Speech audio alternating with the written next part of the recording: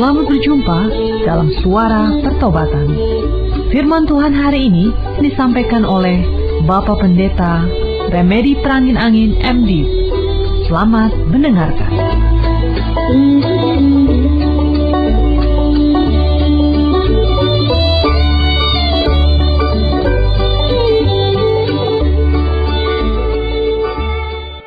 Kami bersyukur Tuhan Yesus dipertemukan kembali dalam persekutuan lewat udara. Kehadiran-Mu dalam Roh-Mu yang kudus di ruangan di mana kami berada membuat si iblis tidak berdaya sama sekali mengganggu konsentrasi kami, dan kami bisa menikmati dan diberkati oleh firman-Mu. Banyak di antara kami yang bergumul, ada saudara, kerabat, atau mungkin kami sendiri menderita suatu penyakit yang parah.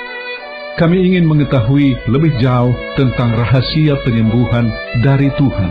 Berilah kami pencerahan, berbicaralah, kami sudah siap mendengarkan. Terpujilah nama-Mu dari kekal sampai kekal. Haleluya, haleluya, amin.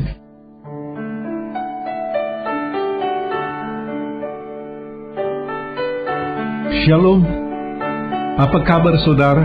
Senang sekali bertemu kembali di udara.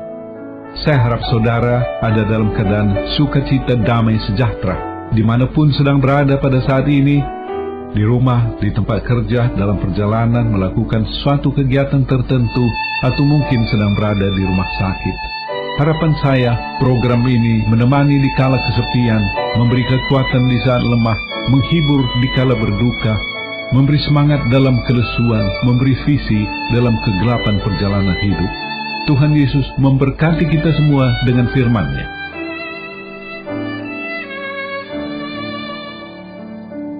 Saudara-saudara kekasih Yesus Kristus, sebagian dari orang sakit yang kami doakan, baik secara pribadi maupun di gereja, adalah penderita penyakit kanker.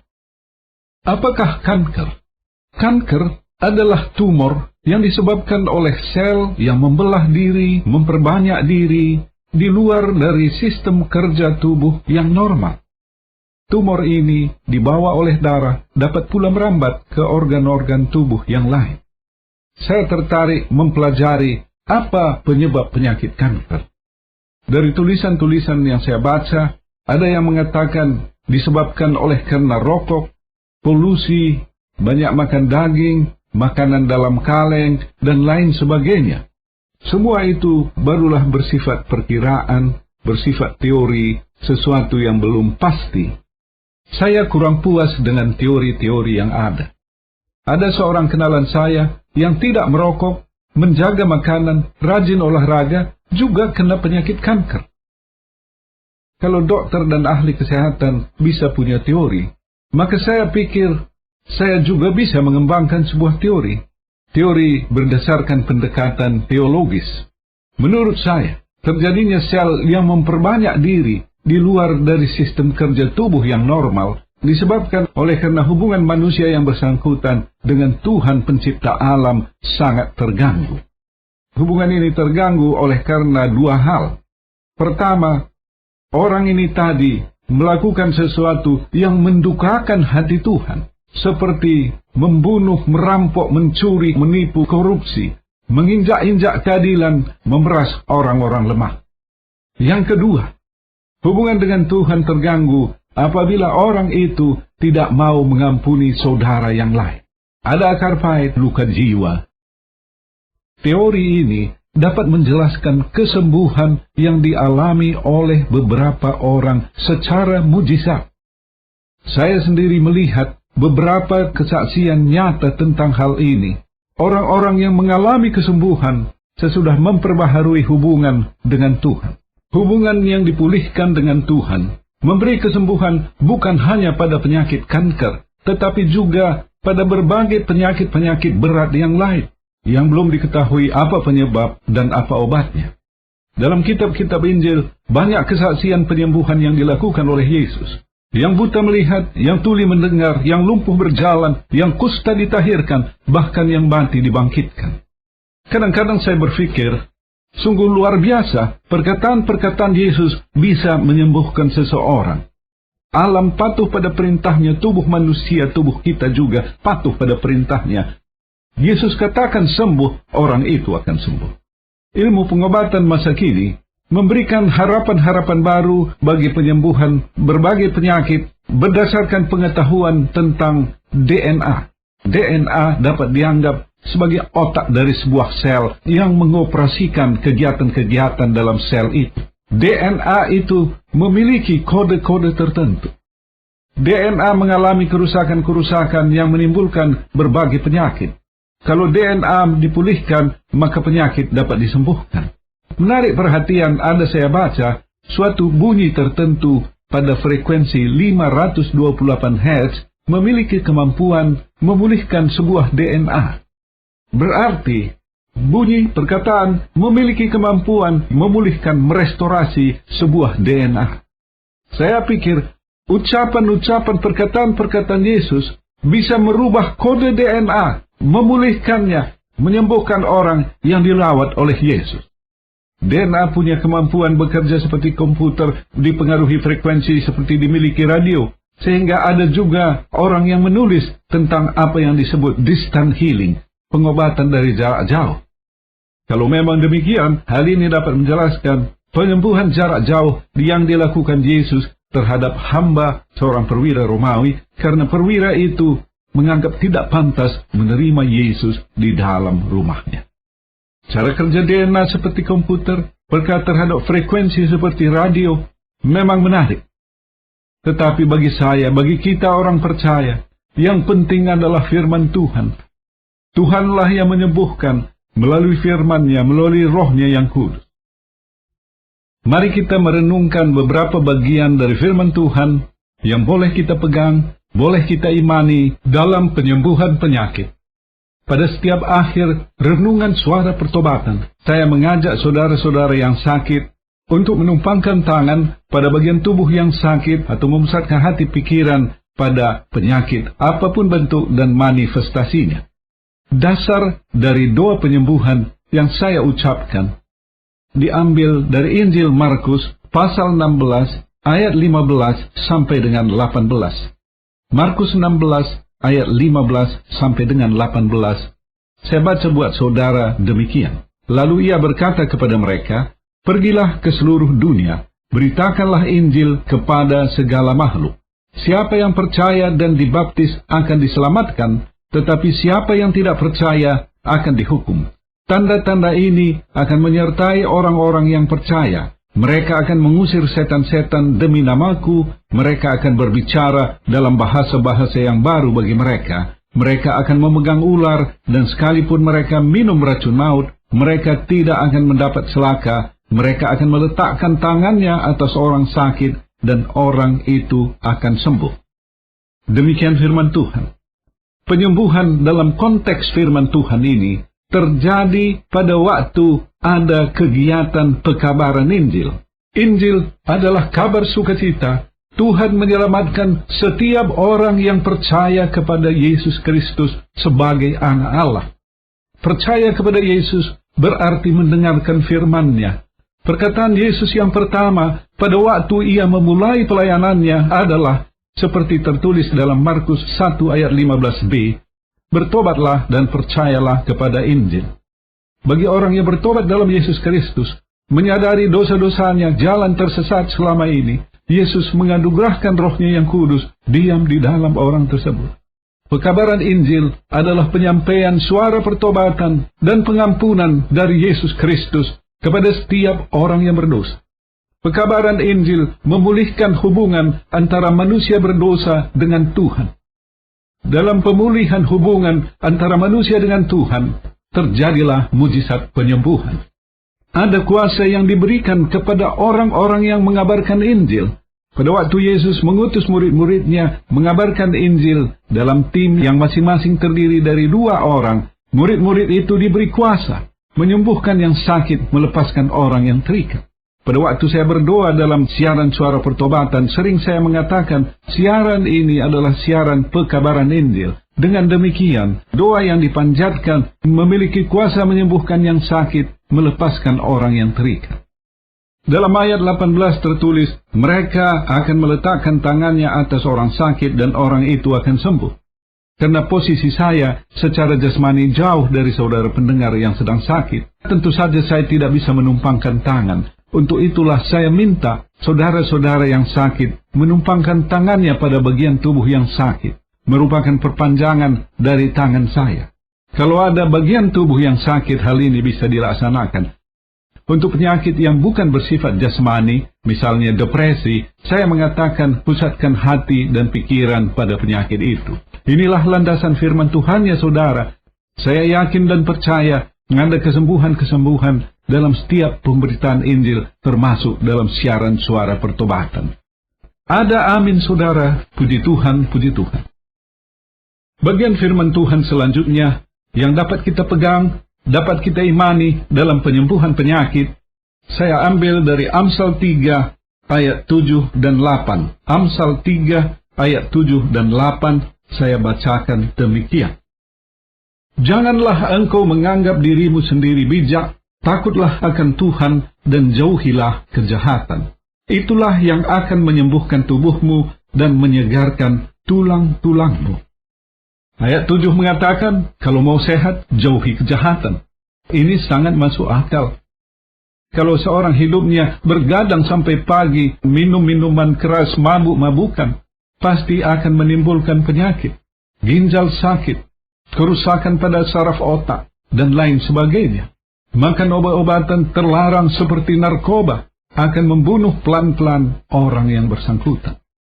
Penyakit parah yang belum ada obatnya dapat datang bagi orang-orang yang melakukan kejahatan, orang-orang yang mendukakan hati Tuhan, merampas hak orang lain, menginjak-injak keadilan, memeras orang lemah, membunuh, korupsi, mencuri, menipu. Terapi penyembuhan, pengobatan dari penyakit seperti ini, bertobat, jauhi kejahatan. Selain daripada kejahatan, saya tadi mengatakan tidak bersedia mengampuni saudara yang bersalah kepada kita, juga mendukakan hati Tuhan. Tuhan sudah mengampuni kita, ibarat menghapuskan hutang kita triliun rupiah. Ia nyatakan lunas. Tetapi kita tidak mau mengampuni saudara yang berhutang hanya puluhan juta rupiah. Tuhan tidak senang. Ia tidak bersedia mendengarkan doa orang yang tidak mau mengampuni. Terapinya, bertobat, takutlah akan Tuhan. Dalam perjanjian baru kita tahu, takut akan Tuhan berarti hidup bersama dengan Yesus Kristus di dalam Roh-Nya yang kudus. Roh Kudus yang hadir dalam diri kita memampukan kita mengampuni orang lain dan menahan diri dari berbuat kejahatan. Itulah yang menyembuhkan tubuhmu dan menyegarkan tulang-tulangmu. Secara spesifik, ayat 8 berkata tentang kesembuhan bagi tulang-tulang. Pengalaman pribadi saya, satu waktu saya pernah kena penyakit osteoporosis, sakit pada persendian lutut, menyebabkan saya tidak bisa berjalan. Sedikit berjalan terasa sangat sakit. Apa yang saya lakukan? Di samping minum obat-obatan, tiap hari saya berulang-ulang merenungkan ayat 7 dan 8. Lebih banyak membaca firman Tuhan dan berkata, saya takut kepadamu Tuhan. Beri kemampuan menjauhkan kejahatan. Dan berdasarkan firman-Mu ini, sembuhkan tulang-tulangku ya Tuhan. Berulang-ulang saya katakan demikian. Sesudah beberapa minggu, tulang saya dipulihkan kembali. Selama 20 tahun terakhir ini, tidak pernah ada masalah dengan tulang persendian kaki saya. Puji Tuhan, puji Tuhan. Berikutnya, saya ambil firman Tuhan dari Mazmur 41 ayat 2 dan 4. Mazmur yang ditulis oleh Daud, saya bacakan ayat 2 dan ayat 4. Berbahagialah orang yang memperhatikan orang lemah. Tuhan akan meluputkan dia pada waktu celaka. Tuhan membantu dia di ranjangnya waktu sakit, di tempat tidurnya, kau pulihkannya sama sekali dari sakitnya. Ayat 2 menyatakan, ada fasilitas tertentu yang diberikan oleh Tuhan kepada yang memperhatikan orang lemah. Tuhan adalah Bapa bagi anak yatim, para janda, dan orang-orang asing. Hati Tuhan juga tersentuh kepada orang yang memperhatikan saudara-saudaranya yang lemah. Tuhan meluputkannya pada masa celaka, dan dalam ayat 4 dikatakan, Tuhan menyembuhkan penyakit orang itu secara total di tempat tidurnya. Sungguh luar biasa, saudara. Satu waktu kami diundang mendoakan seorang bapa yang sakit. Dokter sudah memvonis beliau kena penyakit kanker. Bapak ini saya kenal secara pribadi, adalah orang yang suka membantu orang-orang lain, memberikan tumpangan dan pertolongan bagi anak-anak muda yang meninggalkan orang tua di kampung di Sumatera dan datang sekolah ke Jawa. Perbuatannya suka membantu, suka memberi nasihat, dapat dilihat oleh saudara-saudara dalam pergaulan. Pada waktu itu saya membacakan Mazmur 41 ayat 2 dan ayat 4 ini, dan menyatakan firman Tuhan ini berlaku baginya, karena ia suka menolong orang-orang yang lemah. Ia berangkat ke Singapura. Apa kata dokter? Dokter sama sekali tidak melihat kanker dalam tubuhnya. Apakah dokter di Indonesia salah diagnosa? Saya kira tidak, saudara. Dokternya juga di Indonesia adalah dokter yang baik. Apa yang terjadi menurut iman saya? Tuhan menggenapkan firman-Nya atas bapak ini. Pada kesempatan lain, ada seorang bapa yang sakit ginjal kronis. Ia akan berangkat ke negeri Cina, ganti ginjal. Pada waktu berita itu kami tahu, di satu tempat dekat rumahnya, tim pelayanan kami datang ke rumah beliau dan berdoa. Bapak ini juga dikenal sebagai orang yang suka membantu. Ada puluhan orang yang diusahakannya mendapat kerja di instansinya. Pada waktu kami berdoa, kembali saya membacakan ayat 2 dan 4 dari Mazmur 41. Iman saya, ia berhak mendapat penyembuhan berdasarkan janji Tuhan dalam ayat-ayat ini tadi. Tuhan mendengarkan doa kami. Tentu saja bukan doa kami saja, tapi banyak orang yang mendoakannya. Lebih dari 15 tahun hari ini, ia bisa hidup sehat dengan ginjal yang dicangkok ini tadi. Saudara-saudara yang dikasihi Yesus Kristus, kiranya hal ini mendorong kita, memotivasi kita untuk memperhatikan orang-orang di sekeliling kita, orang-orang yang lemah, yang butuh uluran tangan pertolongan. Membantu orang lemah adalah terapi penyembuhan. Daripada menghabiskan ratusan juta rupiah ke Penang, Singapura, ke Cina, mengobati penyakit yang parah, lebih baik cadangkan sebagian dari dana yang ada pada kita untuk membantu orang-orang yang lemah. Kalau pada masa lalu kasih 1 juta saja, berat hati kita untuk bantu orang-orang yang kekurangan, menopang pelayanan penginjilan. Tiba saatnya ubah sikap kita dalam memberi.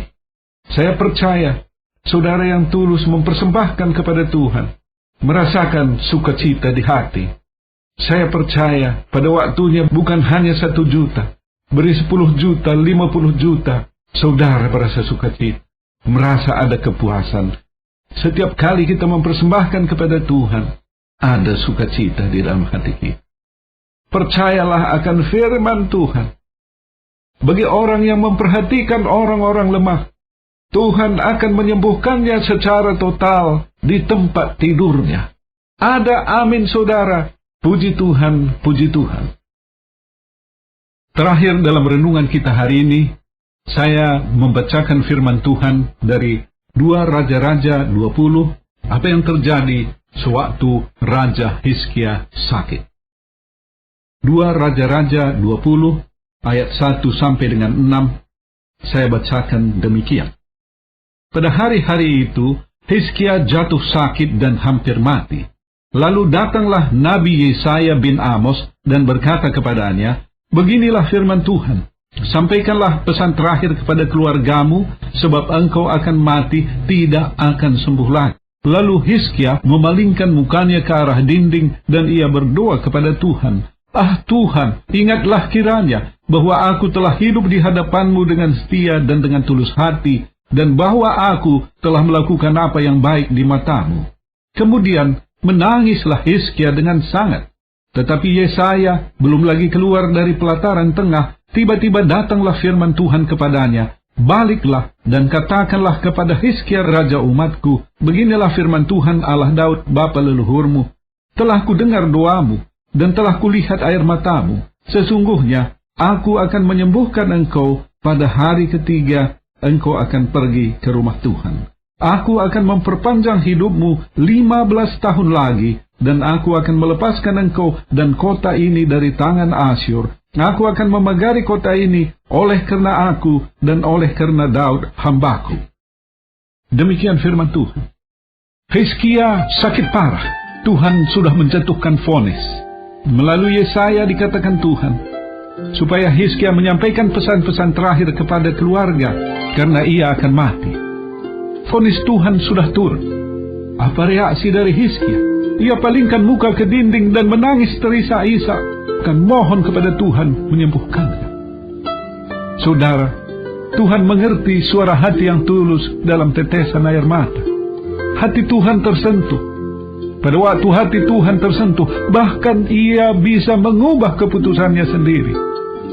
Belum lagi Yesaya keluar dari istana, ia sudah minta agar ia berbalik ke kamar Hizkia dan mengatakan putusan Tuhan memperpanjang usia Hizkia 15 tahun lagi.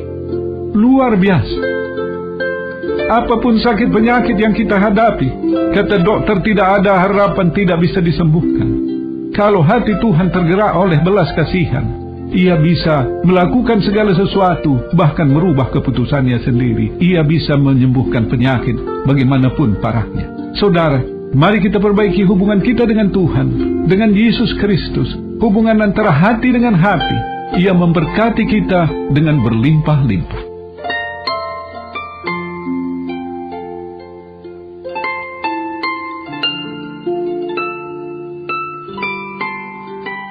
Bagi saudara yang tersentuh oleh firman Tuhan, oleh Roh Kudus, sehingga menyadari dosa-dosa saudara, hubungan yang tidak baik selama ini dengan Tuhan, saudara ingin bertobat, ingin minta ampun, ikuti saya mengucapkan sebuah doa sederhana. Tuhan Yesus, kusadari dosa-dosaku, jalan tersesat selama ini. Ampuni aku, pulihkan hidupku, pimpin aku dalam perjalanan hidup seterusnya. Haleluya, haleluya, amin. Bagi saudara yang sakit, tumpangkan tangan pada bagian tubuh yang sakit, atau pusatkan hati pikiran pada penyakit itu, apapun bentuk dan manifestasinya. Saya akan berdoa untuk saudara. Tuhan Yesus, seturut dengan firman-Mu dalam Markus 16, dalam pekabaran Injil ada mujizat dan kuasa penyembuhan. Siaran ini adalah siaran penginjilan. Oleh karena itu, sesuai janji-Mu, mohon sembuhkan saudara yang sakit yang sedang mendengarkan siaran ini. Haleluya, haleluya, amin. Bagi saudara yang punya akar pahit luka jiwa, tidak bisa mengampuni seseorang atau beberapa orang dalam kehidupan saudara, karena perbuatan mereka yang begitu kejam melukai hati saudara, saya akan berdoa bagi saudara. Tuhan Yesus, lihat saudara-saudara kami yang punya akar pahit luka jiwa, mereka tidak bisa cabutkan, tetapi Yesus, Engkau sanggup. Cabutkanlah Tuhan. Haleluya, haleluya, amin. Akhirnya saya berdoa bagi semua pendengar siaran ini, berkati secara pribadi dan keluarga, berkati usaha pekerjaan dan studi, berkati kami semua berlimpah-limpah. Terpujilah nama-Mu dari kekal sampai kekal. Haleluya, haleluya, amin.